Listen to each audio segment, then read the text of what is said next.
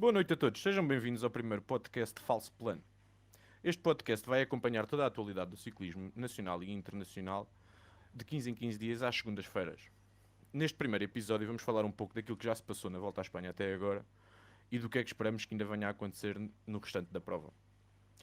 Não esquecer que podem nos acompanhar no nosso blog, falsoplano.ghost.io, e também já estamos no Twitter com o nome Falso Plano Blog. Sem mais demoras, vamos passar à apresentação do painel, começando pelo Lourenço Graça. Então, o meu nome é Lourenço, sou natural de Torres Vedras, terra de ciclistas, como toda a gente bem sabe, de Joaquim Agostinho. Vou mandar uns bitites por aí e o meu ciclista favorito é Alberto Contador. Branco, Miguel Branco. Olá, boa noite. Meu nome é Miguel Branco, sou um almadense orgulhoso. Tenho como grandes referências Joaquim Parito Rodrigues e neste momento, para mal dos meus males, desculpem lá a redundância, o meu ciclista preferido é Alexander Vlasov, o que faz com que os meus colegas de painel muitas vezes não sejam muito agradáveis comigo. Vão perceber que o meu humor nem sempre é o mais adequado, lamento desde já por isso. Ganho sempre ao sprint, apesar de ser gordo. Até já. O nosso especialista em fantasy, Miguel Pratas. Olá a todos, sou o Miguel Pratas, sou fantasista nos ciclistas de sofá. Estou aqui para dar algumas opiniões controversas. Gosto de elogiar Intermarché, gosto de rasgar no Landa. Estes são alguns tópicos que me interessam, mas eu vou tentar conter-me. E o meu ídolo no ciclismo é o Tadej Pogacar. E Ricardo Pereira.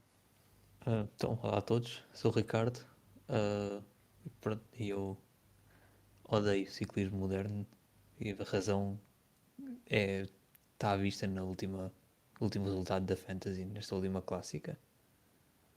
Isto aquilo era para o sprint. E eu sou o Henrique Augusto. Vou tentar, muito provavelmente sem sucesso, moderar este grupo de 5 amigos que resolveu sentar-se quinzenalmente para falar sobre ciclismo. Vamos começar por fazer um pequeno rescaldo dos 3 primeiros dias da Vuelta. Ainda não há grandes diferenças à geral. Já tivemos dois sprints e o Ricardo vai nos contar um pouco mais sobre isso. Sim, não há muita história neste início. Houve o contrarrelógio por equipas, que estabeleceu algumas diferenças, não muitas, não grandes, pelo menos, entre a maior parte dos favoritos. Roglic com a Jumbo destacou-se. De resto, só a assinalar Ben O'Connor e a EF, que estão já algo longe, há cerca de um minuto. De resto, depois nas etapas seguintes foi uma masterclass de Dani Van Poppel a levar Sam Bennett 2 vezes à vitória. É incrível o que ele está a fazer, é de longe o melhor lançador desta época, talvez do mundo. E levar Sam Bennett neste momento a vitórias numa grande volta é um feito inacreditável, quase. De resto, confirmação de que Mats Pedersen vai lutar pelos pontos. Ethan ameaçou, mas pelos vistos não vai. E pronto, houve ali duas lombas para estabelecer quem é a camisola da montanha, mas nada de mais, nada a assinalar. O vento não apareceu, o que parece que era o desejo da organização, julgo eu, mas não apareceu e vou desenvolver mais um bocadinho sobre isso com o decorrer do podcast, mas enfim, esperava muito mais de qualquer deste início da volta. Eu acho que uma etapa isto. que tem uma contagem de montanha que são 2 km a 2,5% mostra logo que realmente o percurso está a um nível altíssimo. Sim, eu acho que é até vergonhoso, porque é a altura em que devia estar a agarrar mais pessoal, ou seja, agarrar pessoal que está a ver pela primeira vez. E acho que é vergonhoso a ver etapas destas. Sinceramente, eu nem vi as 2 primeiras etapas, basicamente. Vi os 20 Viste km finais. Exatamente, viste o show do Van Poppel nos últimos É. 10 km e acho que foi mais que suficiente. Bem, já que o Ricardo achou, e com alguma razão, que estes 3 primeiros dias na Holanda não tiveram muita história, vamos falar agora um bocadinho daquilo que se vai passar até ao próximo dia de descanso, até o próximo domingo. Temos 6 etapas de terça a domingo e, em princípio, a discussão da geral já se irá iniciar. A Vuelta, como se costuma dizer em todas as grandes voltas, não se ganha na primeira semana, mas pode-se perder. E não imaginamos grandes favoritos a perder muito tempo, mas é sempre uma caixinha de surpresas e há muitas incógnitas nesta volta. O que é que tu esperas nestes primeiros testes às pernas dos principais favoritos nesta semana, Branco? Olha, Henrique, começamos já com a etapa 4 que tem, portanto, a chegada à Laguardia, como se pode dizer de alguma maneira, checkpoint para ver se Alaphilippe tem pernas ou não. São 0,9 km, portanto 900 metros a 8,4%, antecedidos de uma terceira categoria que no início tem 2,5 km, 3 km a 8%. Não sei se algumas das equipas vão aproveitar para endurecer, mas tendo em conta que a chegada coincide com estes 900 metros, diria que se vão guardar para essa zona. E eu acho que de facto a coisa pode andar entre Alaphilippe, Higuita, Hayter, quem sabe um Valverde, não sei, depende das pernas. A etapa seguinte é já uma etapa um bocado engraçada, entre Irún e Bilbao, e que tem 2 passagens no Alto del Vivero, que no fundo são 4,7 km a 7,8%, 1 km inteiro a 10%, e portanto eu sinto que pode dar fuga. Ao mesmo tempo é daquelas etapas onde se alguém pior, a coisa pode ficar complicada, mas parece-me que não será por aí. No dia seguinte temos a chegada a San Miguel de Aguayo, que é assim, digamos, a primeira chegada em alto com alguma dureza, ainda que a subida não seja propriamente exigente, são 12,6 km a 7%. E a subida anterior, uma primeira categoria que pode, é em teoria mais difícil, mas sabemos que com estas chegadas em alto, a subida anterior costuma não ser propriamente muito atacada. E nesse sentido diria que vai ficar tudo para a última subida e vamos ver se alguém pode, digamos, começar a ceder tempo, digamos assim, nesta chegada, embora não seja muito complicada. A etapa 7 é uma etapa que pode ser algo curiosa, na medida em que tem mais ou menos a meio uma subida muito longa, são 19,3 km a 5,9%, portanto chegam a quase 1600 de altitude. É um perfil estranho essa etapa, não é? É assim, alguns sprinters passam ou não? Eu diria que não, e portanto nesse sentido a coisa sobra para homens rápidos que possam conseguir passar e que sprintem bem, embora possa dar fuga. E depois sim, chega ao fim de semana e temos festa, porque a etapa 8 temos a chegada a Colau Fancuiá, eu não sei se estou a dizer bem, o Fancuiá. Em princípio não, mas não deve ser grave. Pronto. E que portanto são 10,3 km a 7,9. Os últimos 4 km sempre acima dos 8%, eu diria que é a primeira vez onde a coisa pode ser testada mais a sério, a nível de pernas para os homens da geral.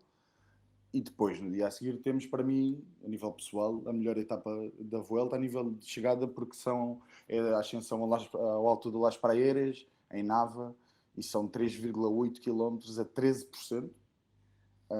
E embora Quem não seja gosta de um bom muro espanhol. Exatamente. La Vuelta que tem pendentes, as máximas acho que são 23 e 25, e esses 25 são 400 metros da meta. Em 2018 o Simon Yates ganhou lá. Não sei se recordam dessa etapa, mas foi muito divertida, o Ángel Lopes e o Valverde chegaram a 2 segundos. Vamos ver se Simon Yates ainda está em... Mas se estiver, é claramente candidato.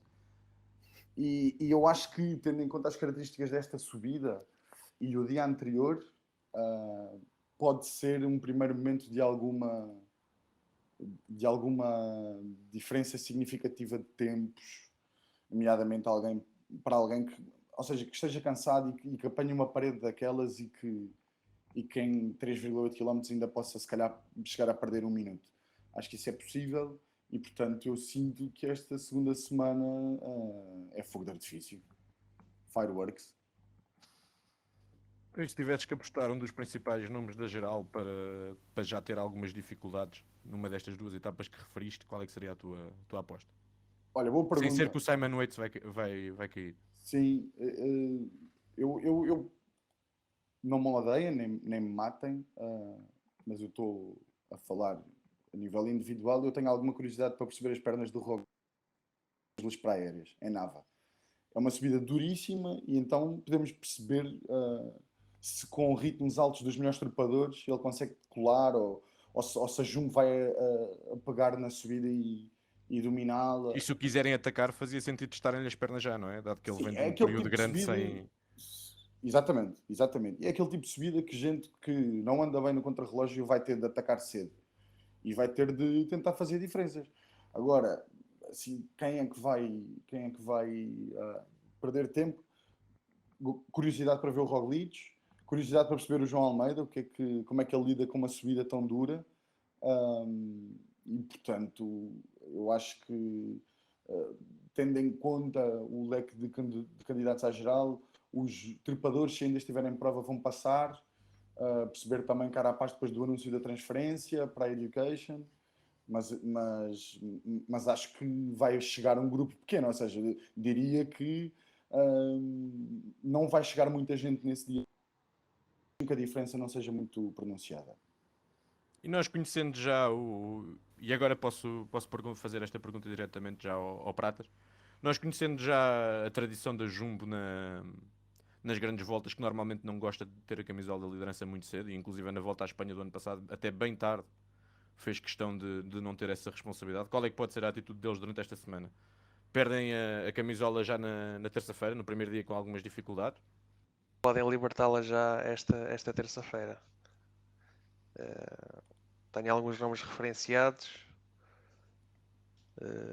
Jesus Errada, por exemplo, é um daqueles que a etapa encaixa na perfeição, mas há muitos outros que ainda não perderam muito tempo e que vão ter esse interesse, e a Jumbo vai deixar eles estarem à vontade, e acredito que a Roja vai sair já na próxima etapa. Não achas que ainda vão dar ao Sam Oman? Vão fazer o 8 inteiro. Não, não, acho que a Roja só vai passar para o Roglic, já não roda por mais nenhum. Já não é, já era abusar da sorte. Mas se continuarem com o Roja amanhã não, na terça, sem Sim, dúvida é o único amanhã, nome porque que pode ficar. nós estamos a gravar no domingo, mas vai sair na segunda, por isso para quem está a ouvir é amanhã. Estavas certo, não precisavas ter corrigido. Mas pronto, isso que tu dizes, Ricardo, faz todo o sentido. Se rodarem, será sem dúvida para o Sam Omen. Mas eu não acredito nisso, acho que já era um bocadinho demais. Eu acho que foi um golpe de gênio conseguirem nestas 3 etapas em que não se passou grande coisa, darem a camisola vermelha a 3 corredores diferentes.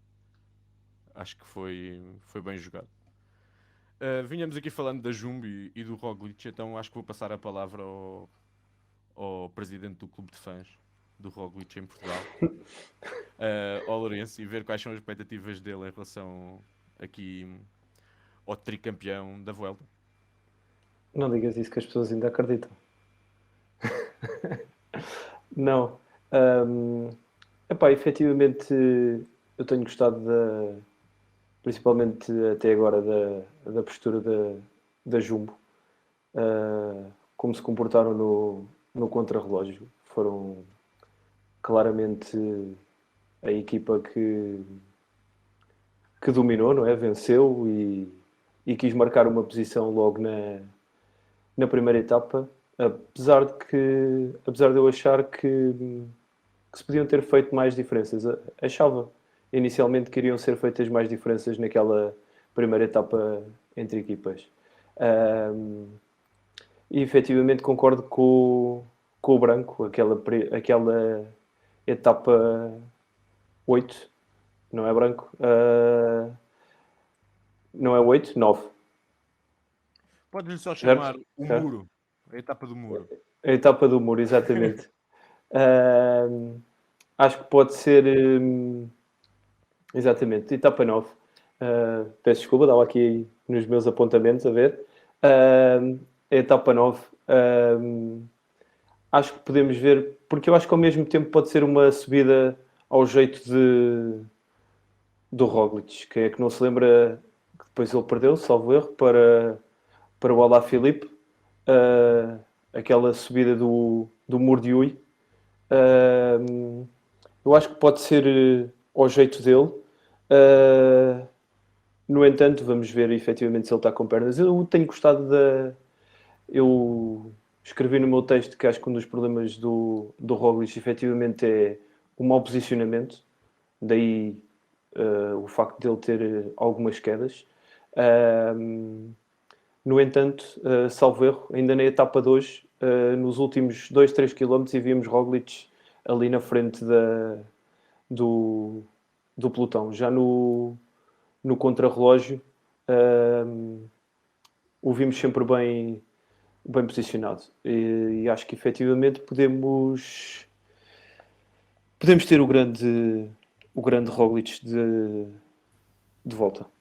Mas calma, estamos a falar. E Desculpa, Lourenço. desde. Estamos a falar muito do muro, mas há 2 escadas em alto antes disso. Sim, efetivamente, sim, São mas duas chegadas em alto que para um Roglic em forma não seria um problema, não é? Mas com todas estas incógnitas faz sentido olhar a qual vai ser o comportamento dele, já que estamos a avaliar como é que ele se posicionou no pelotão numa chegada em sprint. Acho que também faz sentido vermos qual é que sim. poderá ser. Eu diria que até se calhar se ele tivesse no pico de forma dele, que não acredito também que esteja, pelo menos ainda nesta primeira semana a sério, eu diria que até na etapa 4, se fosse um Roglic no pico de forma, o poderíamos ver a tentar disputar a etapa. No entanto, não sei se vai ser já no início que vamos ter o pico de forma do Roglic. Mas também, verdade seja dita, para a concorrência que eu acho que existe, acho que não precisamos ter um Roglic no seu pico de forma. Então, Lourenço, achas que o Roglic vai assumir a Roja contra relógio? Eu acho que sim. Para Eu acho que perder sim. no dia a seguir. Não acredito. Não acredito Para perder que isso. propositadamente, atenção. Para perder propositadamente. Não sei, porque lá está. Eu acho que o Roglic neste momento, e isto já é uma opinião mais pessoal, não é baseada em factos nenhuns. Eu acho que ele neste momento quer marcar uma posição. Eu acho que ele neste momento quer marcar uma posição e se estiver com pernas, ele vai querer andar de Roja o maior tempo possível. E se ele a puder agarrar, ele vai agarrá-la e não vai largá-la mais. Eu tenho que confessar que tenho muitas dúvidas sobre Roglic, mas também tenho que confessar que tinha muitas dúvidas sobre Roglic em 2020 e tinha muitas dúvidas sobre Roglic em 2021 e ele ganhou as duas sem grande discussão, sobretudo do ano passado. Por falar em corredores que têm grandes pontos de interrogação em relação àquilo que poderão ou não fazer nesta grande volta, Remco Evenepoel, uma das grandes estrelas em prova. A primeira vez numa volta de 3 semanas com uma preparação adequada. E há quem tenha muitas expectativas bastante altas para o que é que o prodígio belga poderá fazer. E um desses nomes é Miguel Pratas. Sem dúvida, as expectativas sobre um dos maiores prodígios das últimas décadas são altas. Ainda não o conseguiu provar em grandes voltas, mas esta é a sua verdadeira grande oportunidade. Vem com uma preparação feita especificamente para brilhar aqui na Vuelta. Tem tido um ano de muita. Nota-se uma grande evolução ao nível da maturidade, com resultados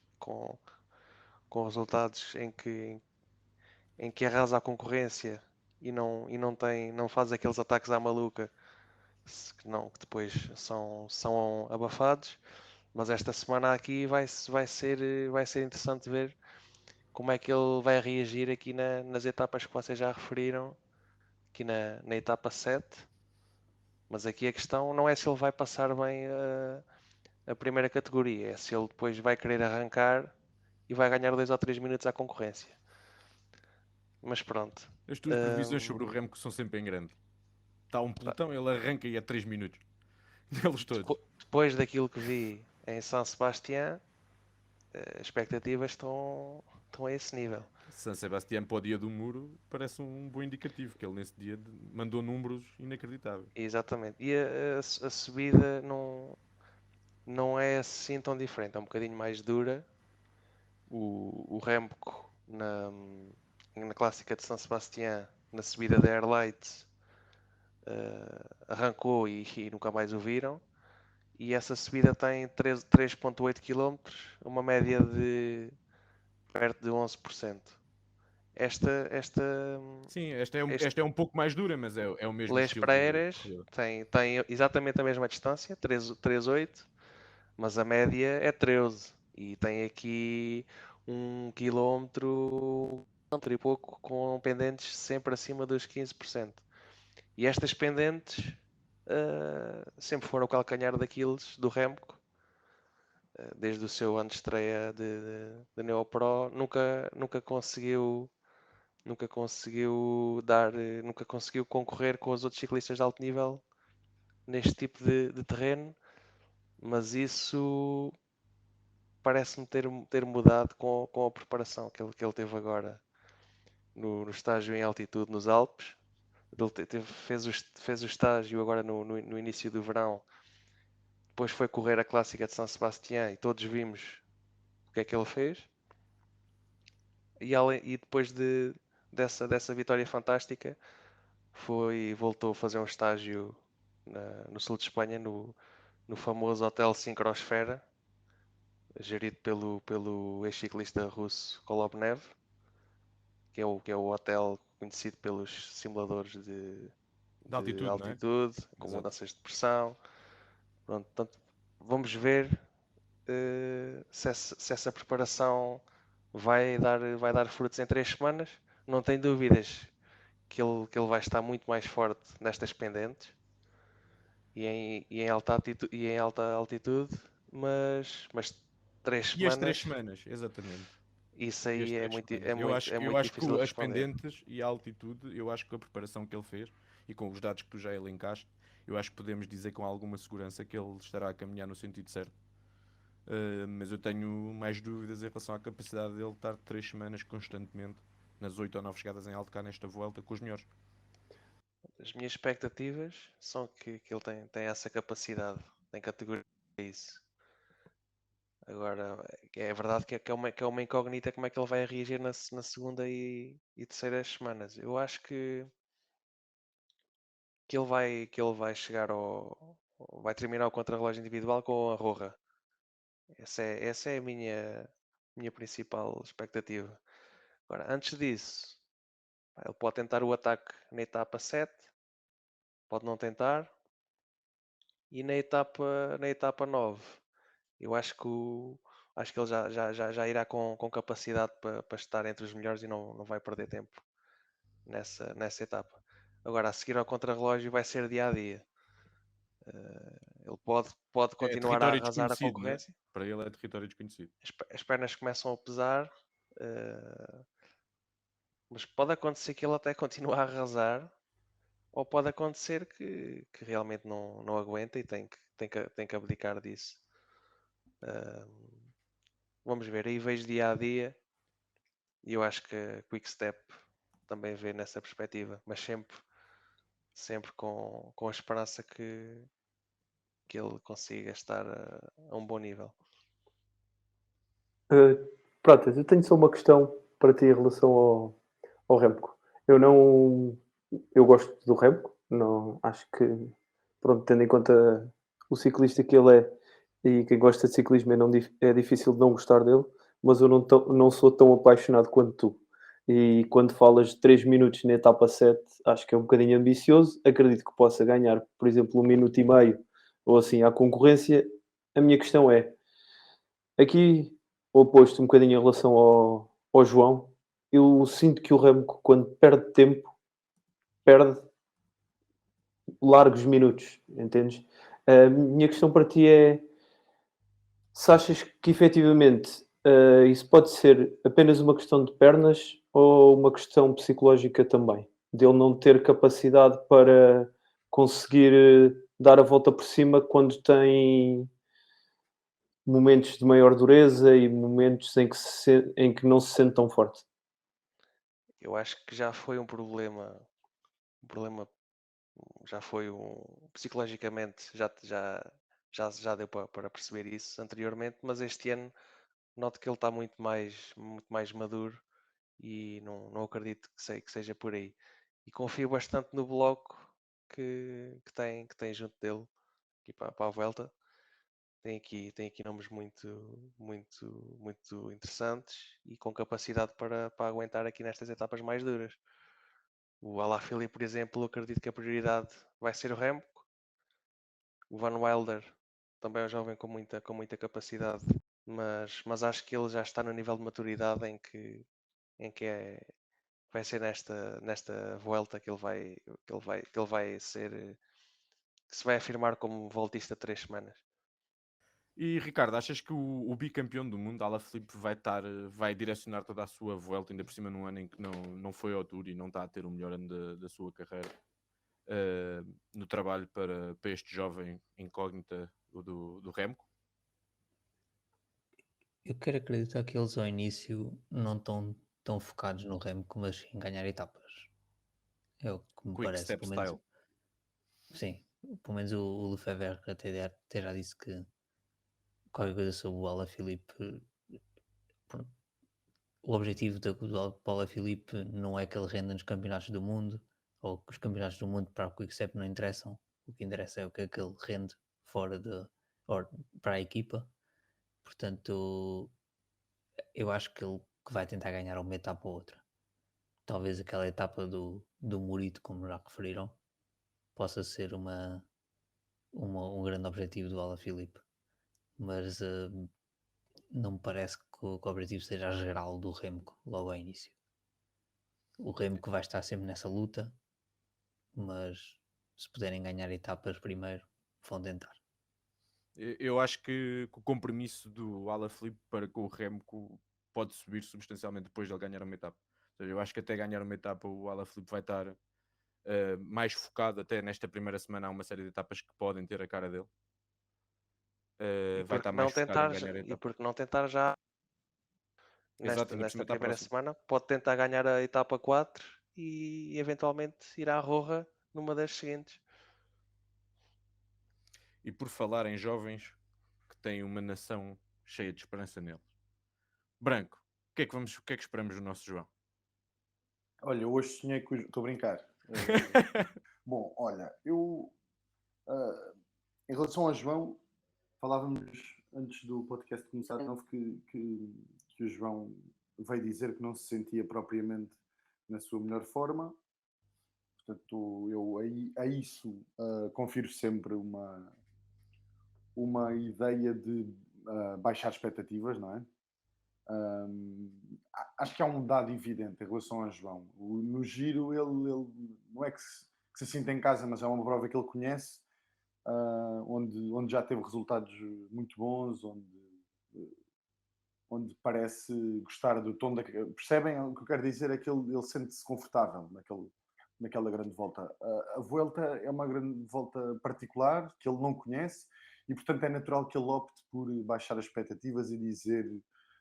Não me sinto muito bem, ainda que o tínhamos visto a fazer uma subida muito boa na última etapa da Volta a Burgos, inclusive ganhando ao Angel Lopes.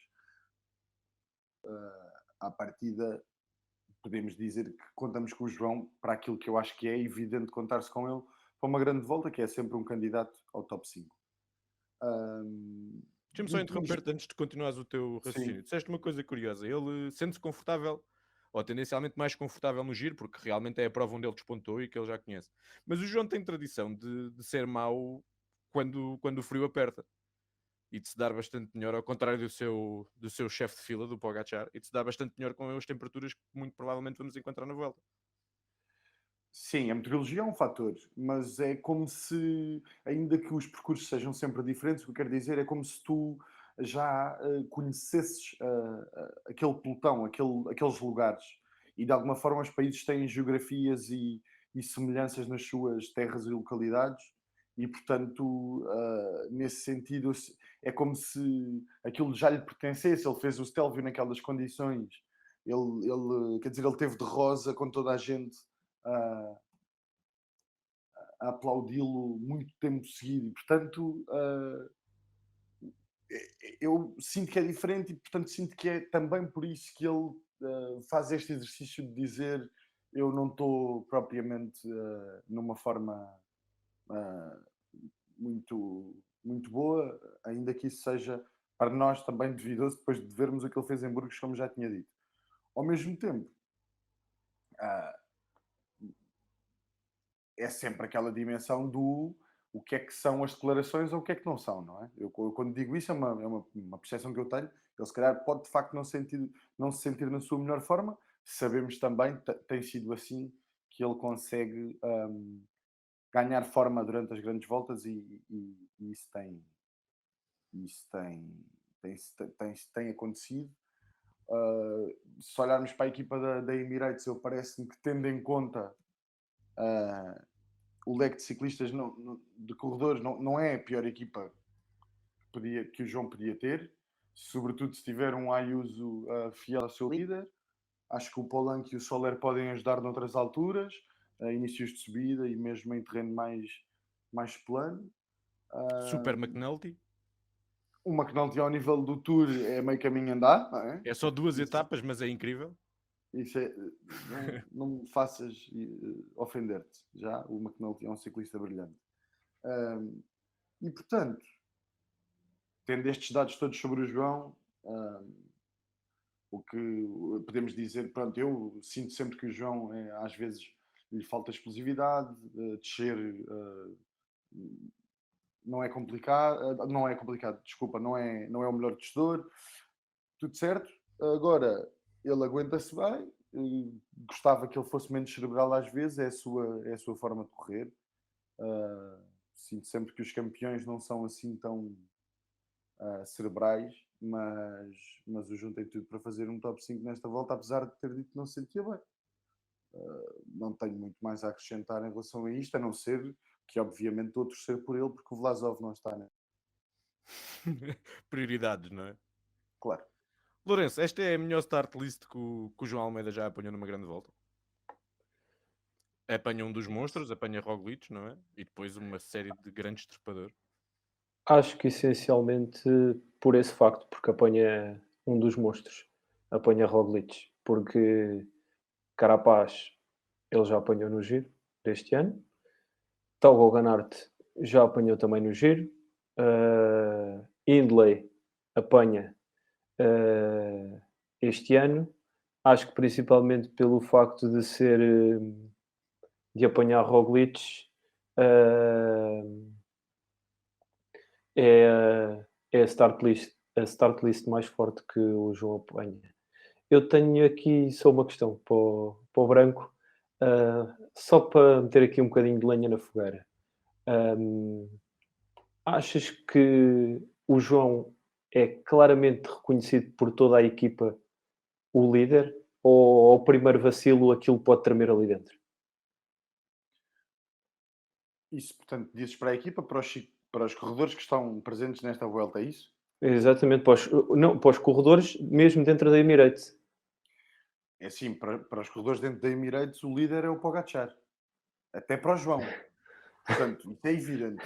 Agora, é óbvio que o João foi contratado pela Emirates para esta segunda linha de líder em grandes voltas e, portanto, obviamente que deve ser respeitado. Eu sei onde é que tu queres chegar com esta pergunta. Mas como eu vou falar Pronto, é daqui um isso. bocadinho sobre essa questão, vou apenas dizer-te que o Polanco está com o João, o McNulty está com o João, obviamente O Ivo. o Ivo também está.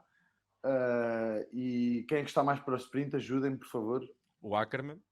O Ackerman não está com Molano. ninguém, não é? Pronto. E o Molano está com o João. Tens mais Solera? E depois, pronto, os outros dois senhores eu não queimo um dedo por causa. É só isso. Pronto. Não Então, meto as mãos no fogo. achas mesmo que, convincentemente, que McNulty está com o João? Tá. McNulty é um Pronto. capitalista americano que percebe as dimensões de mercado e do que são as startups. Portanto, obviamente, McNulty vai estar com o João. Ok. Agora, com esta tua afirmação, isto é um podcast de ciclismo? Continua a ser? Não. E de empreendedorismo digital também. Ok, fantástico. Ricardo, querias acrescentar alguma coisa? Que Portugal está com o João. Sim, nós podemos às vezes aqui falar ou apontarmos algumas falhas ao João, mas é inquestionável.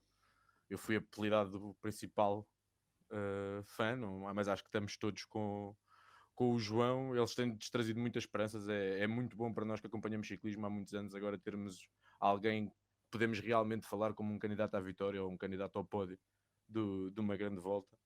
Ainda por cima ele tem aquela maneira de correr que é para fazer mal ao coração, não é? Quase que se deixa ficar para trás.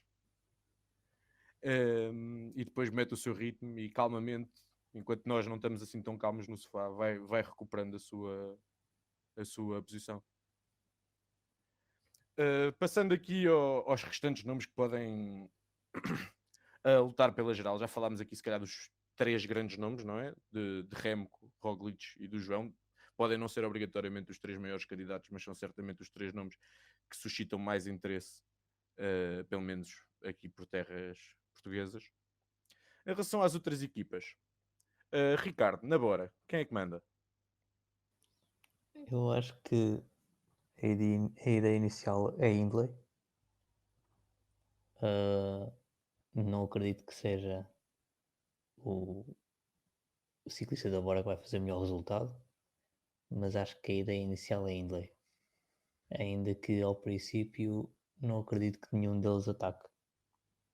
Acho que primeiro vão ver quem é que está lá, quem é que está realmente com pernas, e só depois é que vão decidir se é Hindley, se é Higuita e numa segunda linha Kelderman. Acho que não vão, nenhum deles vai atacar, aliás, acho que não é o perfil do Hindley, de certeza. O Higuita é mais aquele perfil de sprintar para as vitórias e não tanto do ataque para ganhar minutos e minutos.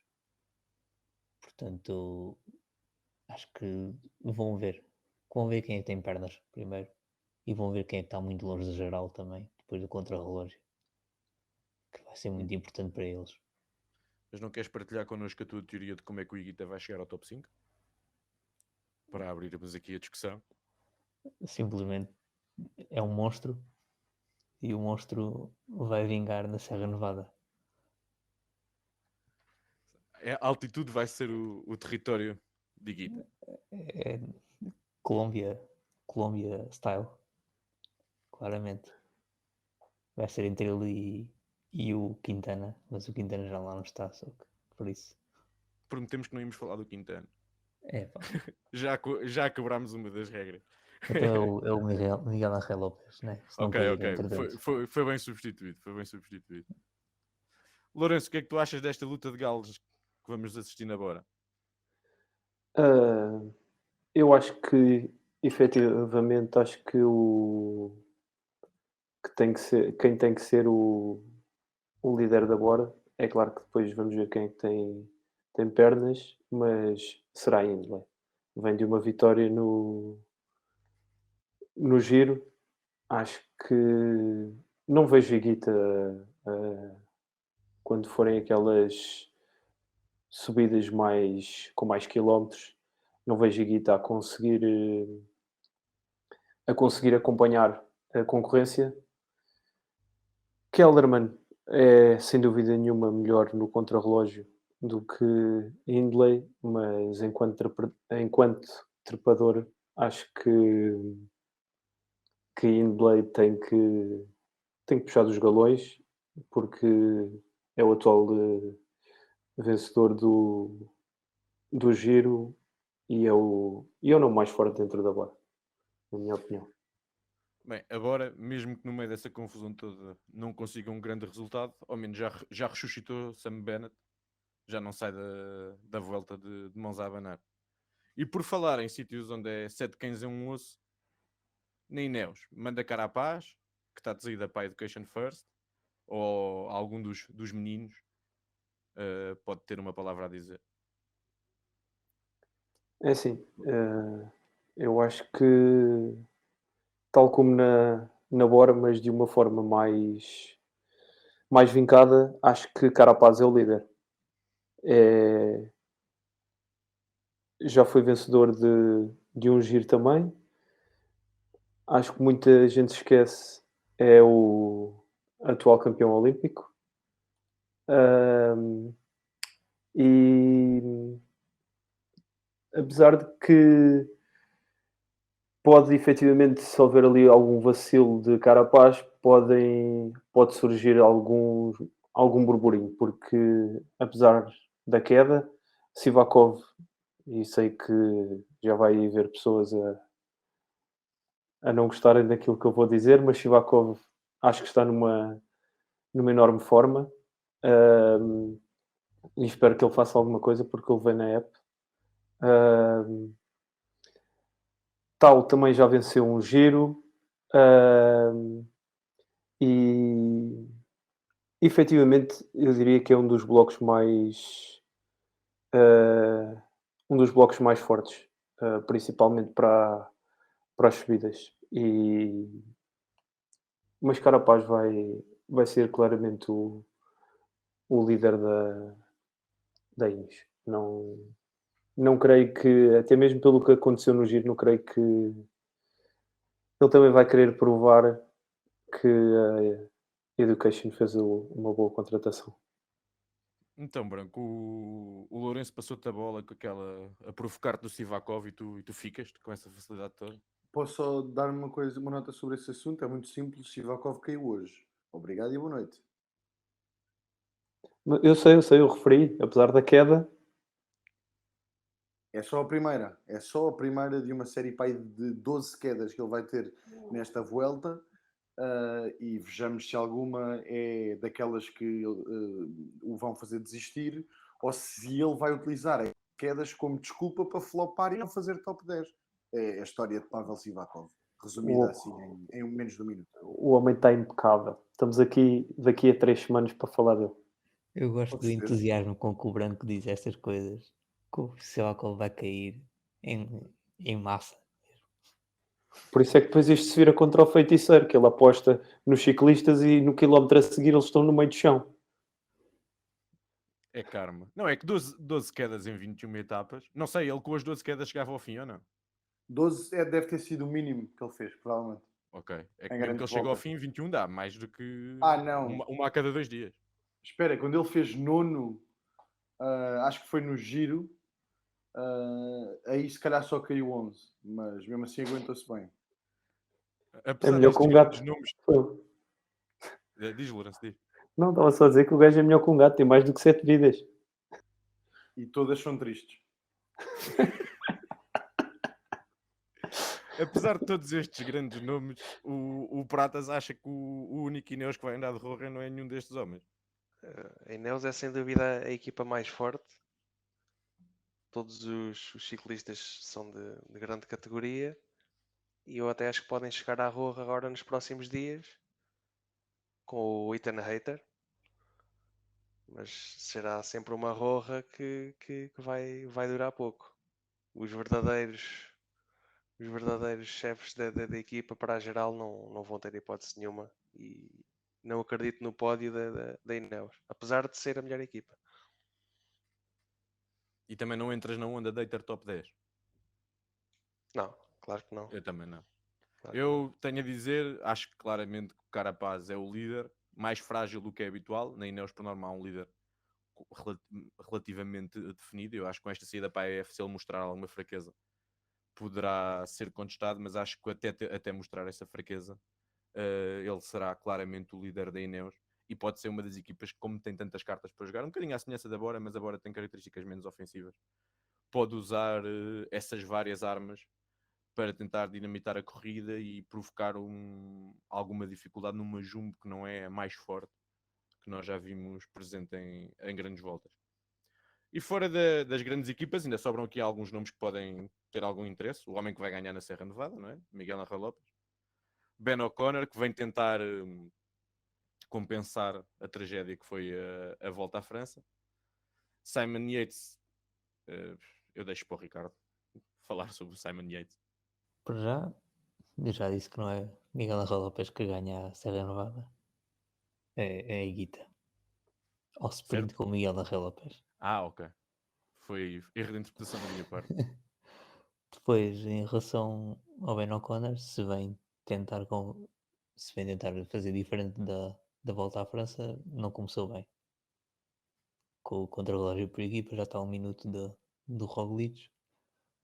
Eu não acho que ele seja um candidato ao pódio, mas mesmo para o top 5 até acho que já perdeu demasiado tempo. Depois, referiste Yates, certo? Certo? É um daqueles nomes que nas etapas de montanha está sempre no topo, até haver uma em que claramente não está. E perde Sim, 20 minutos. o Yates, pronto, é sempre imprevisível o que é que vai acontecer ao longo das 3 semanas. Eu acredito que ele vai fazer uma grande volta ao nível daquela que ganhou. A minha dúvida com o Yates será a alta montanha, dado que ele este ano parece ter especializado em etapas de média montanha e não de alta montanha. Portanto, é um bocado um ano atípico de Yates. Ainda assim, acredito que vai fazer pódio. Ok. Em relação a outros temas que tínhamos falado do Henrique Mas, És tu que não, escolhes quem é que queres mais pôr nesta luta pelo pódio. Henrique Mas não, acho que não merece grande comentário. Não acho que vá fazer nada de especial nesta volta. Ok. Já começámos a ter um spoiler do top 3 do Ricardo, que já disse que Yates tem lugar marcado. E agora, falando de outros nomes, se calhar não são candidatos ao pódio, mas certamente serão candidatos ao pódio no futuro.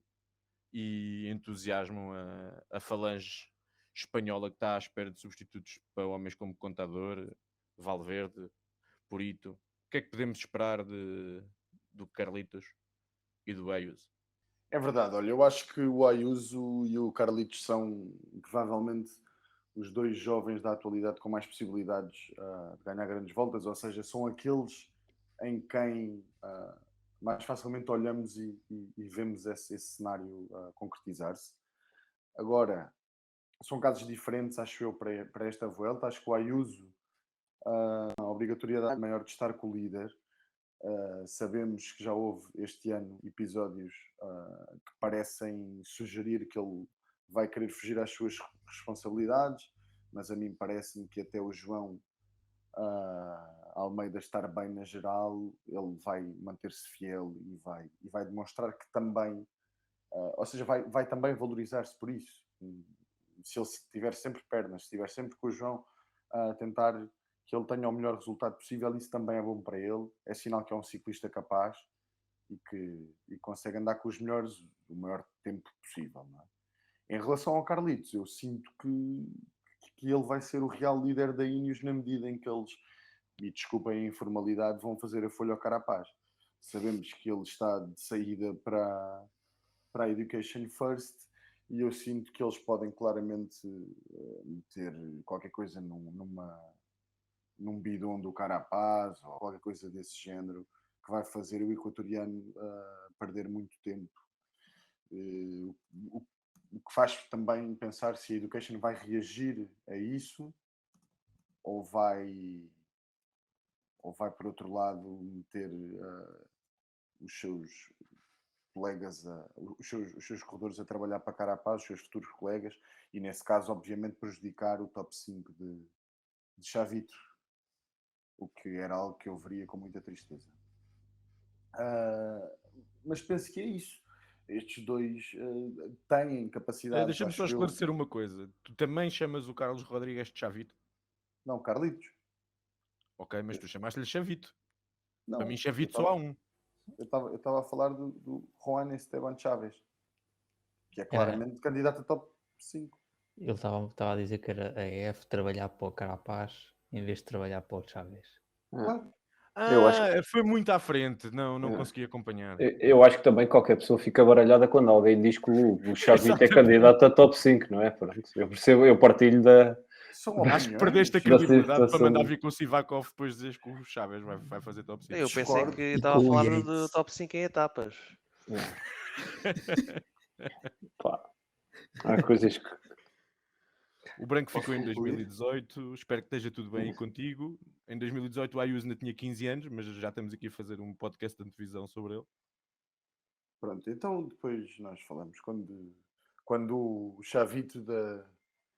Como é que se chamava a Bike Exchange antes? Ajudem-me. Era a Cannondale, não? Orica Green Edge. Orica, Quando o Orica. Chavito da Orica Green Green Edge, exatamente. aparecer a voar, vocês vão ver quem é que tem razão, meus meninos. A voar dali para fora, só se for. Mais um colombiano para a Violência. Serra Nevada. Bem, perdemos aqui o raciocínio. Estavas a falar das duas grandes esperanças espanholas. Sim, E a gente acabou a discutir o grande Juan Esteban Chaves. É assim que se introduz um assunto que não está no guião. Tens de saber fazê-lo. Mas eu já tinha, acho eu, dito tudo em relação aos dois. Acho que são jovens com capacidades relativamente semelhantes, embora o Ayuso este ano tenha obtido melhores resultados em clássicas e o Carlitos em provas por etapas, mas fazem os dois a estreia em grandes voltas, e a única diferença assim mais evidente é que me parece que o Carlitos pode despontar como um eventual líder, e o Ayuso vejo o caso mais complicado, a não ser que o João tenha um azar. Eu só queria dizer uma coisa em relação ao Ayuso. O Ayuso tem 19 anos. 19 anos. É muito raro vermos ciclistas a este nível. E nós, como já ouvimos falar dele, já o ano passado fez algumas corridas, às vezes isso pode-nos passar um pouco, né? 19 É anos uma é realmente máquina. uma idade incrível para o nível que ele faz. Para o que ele já fez também nas provas de sub-23, quando dominava aos 18 anos. Realmente é um fenómeno. É isto, não é? É um ciclista muito completo também. E isso é muito, muito interessante e deixa um horizonte sobre ele muito. Dá vontade de acompanhar, não é? Bem, vamos então passar aqui às nossas apostas internas. O Chavito era top 3 ou era só top 5? Só para saber se começo já por ti. É assim, eu acho que ele até pode ganhar, mas estou a brincar.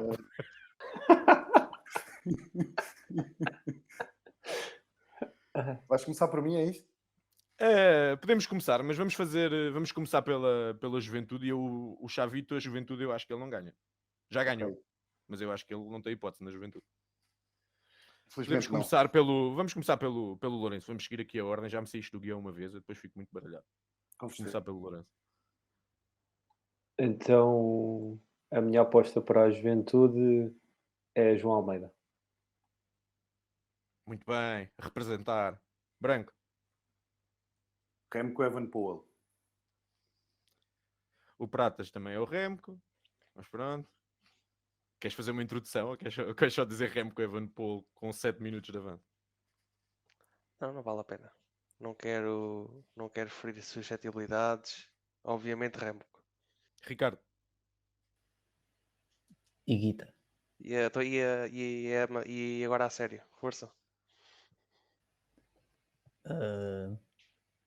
Padum. Ok. Nem sei se ainda é jovem. No meu coração vai ser sempre. Nem sei se ainda é ciclista. Pratas, eu disse o teu nome, queres dizer o meu? João Almeida. Exatamente. Passamos então a uma classificação em que provavelmente não vai haver repetições nos nomes, ou pelo menos não é tão fácil de adivinhar como foi na juventude. Para a montanha, Lourenço. Antes só para criar aqui uma brincadeira engraçada, não podíamos fazer aqui uma aposta qualquer, já que estamos 2-2, Remco com o Almeida? Não? O Ricardo é o moderador, então, enquanto Não querem? votador do Iguita. Ou a vossa fezada é tão curta no Remco que não são capazes Eu disso? já disse que. Ou Tá branco e bem, eu disse que pratas? se o João ganhar, vou a Madrid. À última etapa, mas não é ganhar a branca, é outra. Eu queria só dizer que, obviamente, que quem eu acho que vai ganhar a juventude não é o Remco, mas foi o nome que eu tive de dizer para vos enganar. Portanto, não vou apostar nada. Pronto, Remco, já estou a chamar Remco. Branco, as equipas do Fantasy já estão todas, não tens nada a esconder já. Temos o nosso top 10, como sabes, e eu não quero revelar quem é que pus para a branca. Pronto, ok. Ninguém aceitou o teu desafio, Não, Lourenço. não. Isto é sinal, sabes de quê? Não sabes, Henrique? Tem medo A que o falta de Remco crie algo e convicção. comece a andar para trás. Exatamente, claro. Mas Atenção, pronto. eu gosto muito do Remco, acho que é giro esta brincadeira e até pela algumas situações que eles tiveram no tempo em que ainda estavam juntos na Quick Step. Mas é um ciclista incrível, tenho dúvidas em relação às 3 semanas, mas daqui a 3 semanas vou ter menos dúvidas, quer seja para um lado, quer seja para o Exatamente. outro. Estou 100% de acordo contigo. Seguindo, Montanha, Montanha, Thibaut Pinot. ok. Estamos a falar de gente de volta aos grandes tempos, depois do Xavi de Thibaut Pinot, que já mostrou este ano, não é nenhuma barbaridade o que estás a dizer. Branco, Desculpa, eu não estou a rir do Xavi. Desculpa. Então, eu para a Era uma boa montanha- aposta para a tua Montanha. Não, e nós a aguentámos montanha... tipo 50 minutos bué sérios e agora isto Desculpem, está desculpem, desculpem. Isto descambou. Vou um voltar, bocadinho. vou voltar à seriedade. Como sempre, tenho o hábito de colocar ciclistas da Cofidis para ganhar a classificação da montanha. Este ano o vencedor vai ser, obviamente, Ruben Fernandes. Esteve bem na Avenir tipo em 2013 e tu nunca mais deixaste de estar apaixonado por ele. Confere. Pratas, Eu concordo totalmente com o Branco. Acho que a Cofidis tem fortes possibilidades de levar a montanha, mas não é obviamente com o Ruben Fernandes, é com o Jesus Herrada. e podem Está em saber grande porquê. forma, Desculpa, acaba, Pratas, acaba. está a fazer uma época muito boa e para mim é o ciclista mais forte da equipa e vejo mais com possibilidade de ganhar a montanha do que ganhar uma etapa. Estava a dizer, como ainda não tivemos o nosso momento de spot publicitário, se quiserem saber porquê e como é que o Jesus Errada vai ganhar a montanha, podem ir a falsoplano.ghost.io e está lá bem explicado na antevisão aos favoritos a todas as camisolas. Passando, Ricardo. Iguita. Olha, quando for o top 3, tens que dizer mais que um nome, ok? Está bem, está bem. Só para ficar Eu registado. vou tentar lembrar. Não vou aceitar. Eu vou para o prodígio da Zwift, Jay Vine. Já o disse, tenho na app. Acho que ele vai fazer uma exibição como a que o Storer fez o ano passado. E quem ainda não conhece vai passar a conhecer para não se esquecer tão cedo. Pontos. Pontos aqui já é meio batota, porque nós já temos um indicador, porque já temos 2 dias do que é que se passou. Mas, Lourenço. Eu acho que vai ser Mads Pedersen. Acho que vai ser Acho que vai ser aquele que vai chegar a Madrid ao final das 3 semanas e provavelmente ainda tem aí uma etapazinha ou duas que ele pode conquistar. Desilusão até agora Merlier. Não acredito que nem Merlier nem Bennett passem algumas montanhas, por isso vai ser Mads Pedersen a arreatar a camisola verde. Branco. Olha, tens razão. É assim, um bocado do... Já temos muita informação, não é? Temos 2 vitórias para o Sam Bennett. O que é algo que me surpreende, embora já tivesse na minha ideia que ele podia ser um candidato, já venceu a verde na Volta à França e é um ciclista que se adapta bem a esta luta mas eu acho que o Mats Pedersen está a mostrar vontade de lutar pela camisola dos pontos e nesse sentido pode conquistá-la, porque é isso, eu acho que ele vai passar algumas dificuldades que o Bennett não vai, e depois pode fazer esse trabalho também nos sprints intermédios e portanto Mats Pedersen. Sim, há muitos sítios. Bem, há de chegar a minha vez. Pratas. Eu, no início da Vuelta tinha dois nomes altamente referenciados. Parece-me um pouco mais claro que o Eiter não vai tentar a verde, vai sim tentar a Roja. E o Mats Pedersen, até agora, sempre no pódio, foi disputar o sprint intermédio. Portanto, se for um vencedor no meio dos sprinters, acho que será para o Pedersen e é a minha aposta. Mas ainda assim eu não descarto nomes como Roglic, como Remco Evenepoel, como Sérgio Higuita. Acho que a etapa, a camisola verde, a camisola de, dos pontos pode não ir para um sprinter puro. Mas ainda assim a minha aposta é o Mats Pedersen. Ricardo. O monstro Remco. Eu achei que ias dizer o Iguito outra vez. Já não sabia o que é que havia de fazer. Remco. Bem, no início, como eu não sou tão zeloso do meu top 10 como o Branco, posso dizer que pus o Groves, mas ele desiludiu-me bastante nestes 2 dias. Não foi aos sprints intermédios e foi um barrete no sprint final. E por Mas é outro assim, lado, para se quiseres compensar, mudar a tua aposta para McLean, estás à vontade. o McLean tem estado bem melhor que o Groves, por triste que isso seja, mas é verdade. Isso Por é outro quase como lado, meter lá Fai na montanha.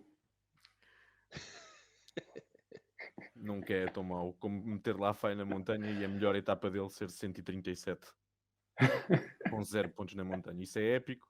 O Branco está a fingir que está em mute só para não ter que responder a estas provocações e não se assumir como o autor deste prodigioso. Essas provocações. O Lafay, pronto, foi mal escolhido, mas ele é da Cofidis e o McLean não é. Mas meter o Groves a ganhar a camisola dos pontos, eu devo dizer, não é a nível Lafay, eu percebo, mas é corajoso. É corajoso e doente, mas ainda bem que revelaste, porque E agora sabes o posso que é que usar. sabes o que é que também é corajoso? O meu hot take para esta volta à Espanha foi que o Sam Bennett ganhava 3 etapas, ou mais. Tudo bem, mas isso não É só... invalida. Uma coisa não invalida a outra. Não, mas equilibra um bocadinho a balança, só para não parecer tão estúpido. Está bem. E por causa disso, e para me manter com o meu hot take, Sam Bennett. Vamos passar para o top 3. Lourenço, de terceiro para primeira, se faz favor. Então, de terceiro para primeiro, para seguir a coerência da minha juventude, o terceiro vai ser João Almeida, vai conseguir o seu primeiro pódio numa grande volta. O segundo posto vai para o campeão olímpico Richard Carapaz e vai ser o Póquer. Deixa-me adivinhar. Posso adivinhar?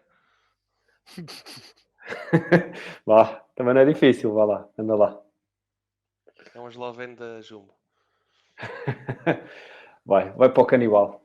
Póquer para o canibal. Branco. Terceiro lugar, Miguel Ángel Lopes. Segundo lugar, Simon Yates. Primeiro lugar, Remco. Agora a sério. Dizes que eles não acabam a primeira semana, mas depois dizes que ficam no pódio. Yeah, porque eu não vou revelar o meu top 10. Pratas.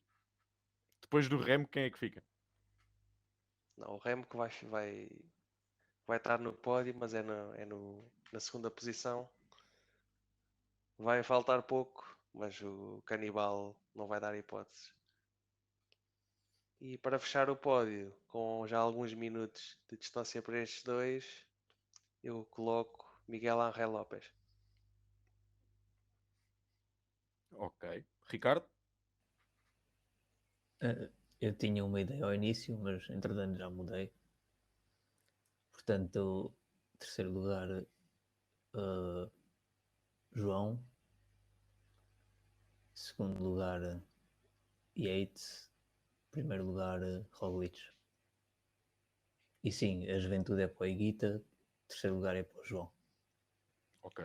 Eu percebo, jogas em várias frentes, Sim, sim, não sim. vais estar sempre errado. Sim. Bueno, volta a ganhar o Remo que entala isto tudo. Eu vou no terceiro lugar. Eu tinha isso aqui apontado. Exato. No terceiro lugar vou para o Hindley. Já percebi que não há muita esperança no vencedor da Volta à Itália, mas eu acho que agora, com a equipa que tem, pode dinamitar aí umas quantas etapas como fez na Volta à Itália e o Hindley aproveitar-se disso.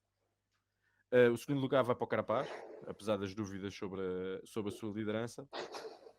E como nós somos um podcast em estreia e somos um podcast português, em primeiro lugar vai para o João Almeida. Para se ele ganhar, nós não podemos dizer que nenhum de nós acreditou. E assim está fechado, está tudo apontado. Cá estaremos no fim da volta à Espanha para discutir tudo aquilo que aqui foi dito. E vamos agora, antes de passarmos ao que é que se passa no resto do mundo do ciclismo, vamos aqui só dar o espaço a cada um de nós para falar um bocadinho de uma curiosidade ou de um tema que queira trazer aqui para cima da mesa, que lhe suscita alguma curiosidade nesta volta à Espanha. Lourenço. Eu vou falar aqui só de uma situação factual e que, na minha opinião, já lhes trouxe grande benefício a uma delas no contrarrelógio, que é o facto de, em 23 equipas que estão nesta volta, apenas 2 não têm ciclistas que possam lutar pela juventude, que é a Jumbo-Visma e a Education. A Jumbo já usou isso em seu próprio benefício, pelo excelente contrarrelógio que fez. A Education acho que Nem não nos por vai isso, servir. não é? No Acho que, nos, contrarrelógio. acho que não lhes vai Foi servir para segundo. nada, na verdade. Acho que não lhes vai servir para nada. Valha-nos o chavite aí a alguém. Mas era só esta curiosidade que achei interessante partilhar com vocês. Bem, olha, a minha ideia era que só havia uma equipa que podia lutar pela juventude, que é Quick Step. Assim fiquei a saber que há 21 equipas que podem conquistar a branca. Obrigado. Não, porque imagina, se o Remco tiver de Roja, alguém tem que andar com a branca. Exatamente. É por causa disso que as outras ainda têm algum tipo de esperança. Branco, o que é que te suscita curiosidade nesta volta? É assim, eu vou-lhe falar-vos de Roger Adrià, portanto, um rapazito de 24 anos da Kern Pharma, que me parece que apenas é um ciclista que podemos estar atentos durante esta volta. Ele tem alguns resultados interessantes e a forma parece ser boa, na medida em que foi 11º na San Sebastián. Este ano foi quinto na prova de fundo dos Nacionais de Espanha, tal como em 2021. Foi nono no Challenge do Mont Ventoux, que o Ruben venceu. E já venceu uma etapa na Route d'Occitanie. O Adria é assim, pronto, também não vou mentir. Ele neste momento pronto, é 84 à geral e está a 57 segundos. Mas não é disso que estamos a falar. Ele, parece-me, é um ciclista que gosta de chegadas inclinadas. Por exemplo, a etapa que vence na Occitanie é uma daquelas sprints a subir, não é? Portanto, que dá a ideia que ele pode ser um puncher, mas parece-me que se pode adaptar a subidas um bocado mais longas e não muito duras.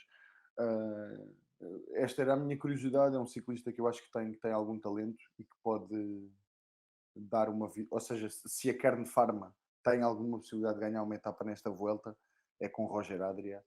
E parece-me que isso... Mesmo entre as equipas continentais espanholas, se dissesses que alguém ganhava uma etapa, era esse o nome. Isso preciso de... Olha, quer dizer, sim, em relação ao Euskadi, claramente. E que é Burgos, é isso? Podemos não falar da Burgos, acho que não perdemos Pois, a nada, Burgos não tem equipa, não é? Era o É. Penalver, mas mas foi tudo bem. saiu com Covid, não foi? Exato. Portanto, diria que sim, o Roger Adri é provavelmente o ciclista de todas essas equipas com mais possibilidades de o fazer. E E eu como acho nós- que Atenção que a Kern Pharma tem o campeão de contrarrelógio espanhol. assumindo que ele não ganha o contrarrelógio, pode ser numa fuga, sim, mas ele não vai ganhar o contrarrelógio. E tu sabes Não, disso. claro que não, mas pode ganhar uma fuga, certamente. Sim. Tem um bom motor, claro que eu não acredito nisso, mas queria só referir esse nome. E Um por jovem cima de apenas 21 anos, chama-se Pierna. É sempre interessante. certo? Mas eu acho que o Adri é melhor. Também existe outro nome muito interessante na mesma equipe, Francisco Galvão. Na Um minha minuto de opinião, não silêncio. existe nenhum nome interessante nestas equipas. Podemos passar à frente. Ele é assim, mas é bom rapaz. Era só isto. Eu não tenho opinião sobre equipas continentais espanholas, não conheço, por isso é que me puseram como moderador. Como nós gostamos de nos provocar uns aos outros, a aposta do branco, ou esta curiosidade do branco, vai tentar acabar com a estatística que é a curiosidade do Pratas. A estatística que vos trago, a curiosidade que vos trago, é que há 120 etapas de grandes voltas, nenhum ciclista espanhol ganha. Não sei se o Branco sabia que era esta a minha curiosidade. Ele decidiu aqui dar uma aposta super improvável no ciclista da Kern Pharma. Mas é isto. E para conjugar com o meu hot take para esta volta, que era nenhum ciclista espanhol vai ganhar nenhuma etapa, então este valor, estes 120 dias vão continuar a subir e os espanhóis vão estar 138 dias pelo menos sem vencerem. Mas Eu acho que. Desculpa. posto Sim. isto, as probabilidades do Errada ganharem fuga na terça ou do Valverde ganharem sprint na terça são muito altas, por isso se quiserem apostar nisso, se calhar a minha curiosidade fica já por aqui. Eu acho que o teu hot take merecia ser desqualificado, porque o teu hot take é uma coisa que aconteceu nas últimas 5 grandes voltas, né? Ou seja, que é um espanhol não ganha nada. Mas pronto, aceitámos Mas e eu passou. posso dizer rapidamente outro hot take, Vamos? que é, vocês gostam muito da Bora, mas vai acontecer à Bora aquilo que aconteceu na Quick Step no Tour. Ganham nas duas primeiras oportunidades e depois Desapareceu. bola. Bem, Ricardo, Posso só, desculpem lá, é só porque é preciso que se diga que eu não fiz aposta nenhuma no Roger Adria. Pediram-me uma curiosidade e eu, gostando do ciclista, falei sobre ele. Eu não disse que ele ia ganhar uma etapa. Epá, então foste mesmo convincente, que eu senti esse entusiasmo e a forma como descreveste a forma de correr e as qualidades, fiquei convencido. Gastou mais de 2 minutos a falar de Roger Adria. Isso chama-se má interpretação, mas tudo bem. bem, Ricardo, Bem, então, a minha não é uma curiosidade, mas é algo que notei nestas últimas 2 grandes voltas, que é tanto o Tour como a Vuelta começaram num país diferente do normal e com contrarrelógio e 2 etapas planas. Etapas planas que não trouxeram nada à corrida, quando deviam ser as etapas que angariavam pessoas novas para a modalidade, trouxeram nadinha. Não sei se eles estão à espera do vento, das condições atmosféricas de fazerem diferença, mas acho que se for isso é jogar numa roleta russa e não faz sentido nenhum fazerem etapas que não têm qualquer interesse para o espectador e que não acrescentam nada à prova. Claro que tem de haver etapas para o sprint, isso é claro, mas não me parece que 2 etapas seguidas para o sprint totalmente planas resultem de alguma forma, não só na televisão, mas como para angariar novos adeptos à modalidade. Sim, sobretudo quando são as únicas oportunidades desses outros países se Exato, exibirem, não é? E depois aquele flop da ponte na volta à França. Estávamos todos à espera dos 12 km de ponte exato. e foram os piores 12 km de ciclismo do ano. Exato. E o único ponto de interesse foi o Magnus Corte nas fugas a saudar o Sozinho, público. a festejar vitórias em contagens de montanha. Não fez sentido. Já no giro houve a primeira etapa foi boa, o contra-relógio também foi bom, a terceira etapa foi uma etapa completamente plana também. Mas pronto, pelo menos as duas primeiras Sim, etapas ainda safaram a tiveste coisa. Matthew Van Der Poel show logo de Exato. início. Quanto a mim, a minha curiosidade vai para dois veteranos e duas lendas que se despedem aqui das três grandes voltas. Não podíamos acabar o podcast sem falar dos nomes de Valverde e de Nibali. Valverde já foi mencionado para poder estar na disputa aí de um ou dois daqueles sprints empinados. E Nibali, não sabemos bem se vai trabalhar para Miguel Angel Lopes. Não me parece que ele na última grande volta da carreira vá estar 100% ao dispor. Vai procurar uma vitória em etapa ou repetir, o que me parece bastante difícil, o top 5 que fez na volta à Itália. Este podcast do Falso Plano não é só sobre a volta à Espanha, é sobre as notícias do ciclismo mundial, embora neste caso tenha sido naturalmente dominada pela Vuelta. No entanto, vai ser constante nós falarmos de mesmo provas mais pequenas, em certos casos provas de sub-23. E esta semana ainda tivemos aqui uma série de acontecimentos de que o Pratas nos vai falar em mais detalhe. Mas antes disso, eu gostava de dizer que hoje, ou ontem, para vocês que estão a ouvir, foi um belo dia para o ciclismo português. Tata Martins faz sexto nos europeus, igualando o melhor resultado sempre de um português nos europeus, que tinha sido feito pelo Rui Costa. E a grande esperança portuguesa para o futuro António Morgado, com o seu espetacular bigode e o seu equipamento da bairrada, venceu mais uma prova de sub-23, continuando a demonstrar que é um dos júniores mais fortes no pelotão europeu. Pratas, conta-nos o que é que aconteceu esta semana fora da Volta à Espanha. Tivemos os europeus, de séniores, masculinos,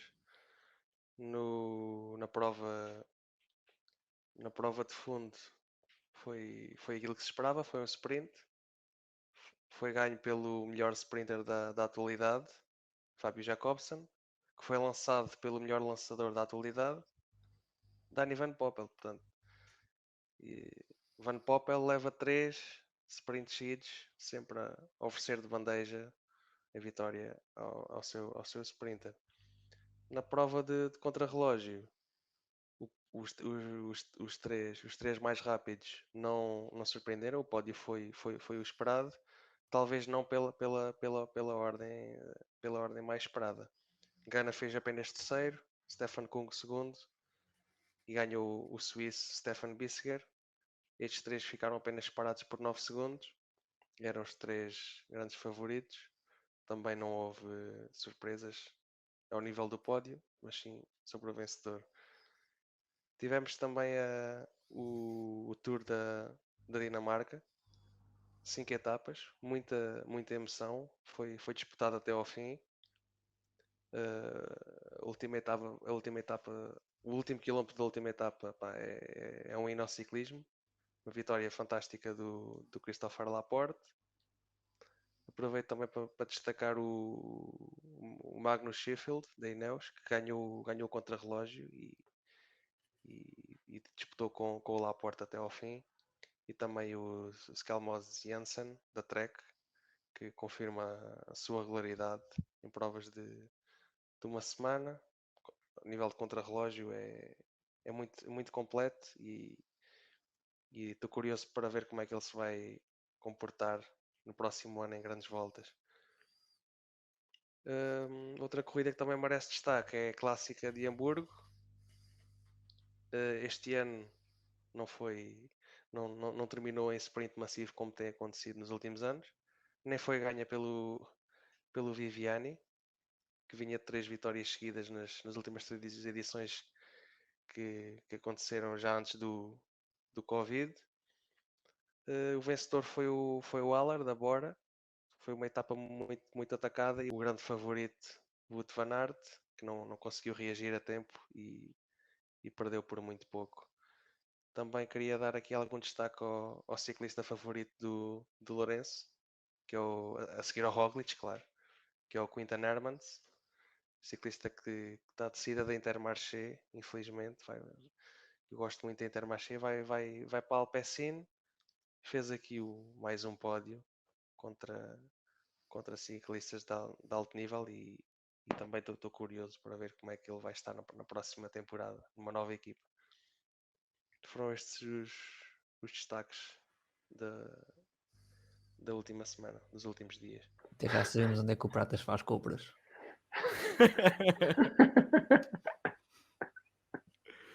Bem, e com esta nos retiramos. Da nossa parte é tudo. Obrigado por terem estado connosco no primeiro episódio do podcast Falso Plano.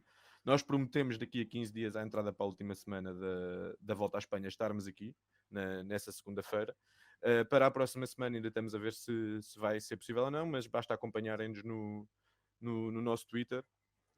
E nós vamos disponibilizar lá a informação assim que tenhamos a certeza da data e da hora do próximo podcast, mas daqui a 15 dias, às 21, certamente.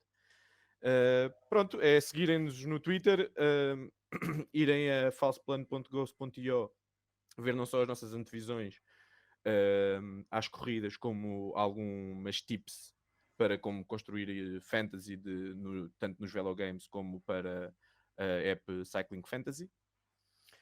E análises, crónicas, coisas espetaculares sobre o Deli, por exemplo, que hoje voltou a vencer, por sinal.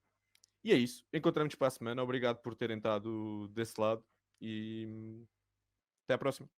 Um abraço. Um abraço.